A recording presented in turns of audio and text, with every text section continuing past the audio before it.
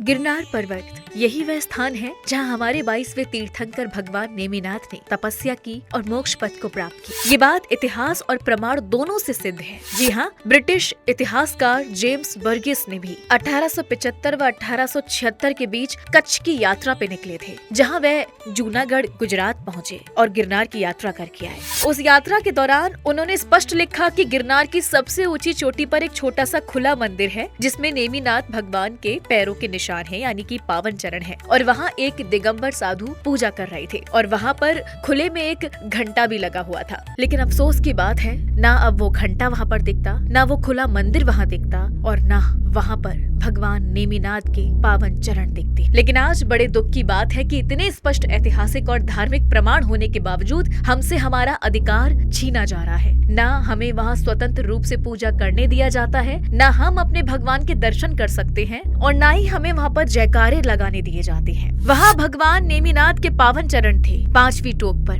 जहाँ वर्ष 2011 में जिस पर लाल कपड़े से ढक दिया गया पहले तो, फिर उसके बाद प्रभु के पावन चरणों पर पुष्प अर्पित कर दिए गए और उसको ढक दिया गया। फिर उसके बाद प्रभु के चरणों पर केसर लगा दिया गया। फिर उसके बाद प्रभु के चरणों पर लगा दी गई स्टील की नई रेलिंग। फिर प्रभु के चरणों को चारों तरफ से फर्श से सजा दिया गया काले ग्रेनाइट से, और नेमिनाथ भगवान के चरणों को पूरी तरह से छुपाकर उस पर लिख दिया गया गुरु दत्तात्रेय चरण पादुका।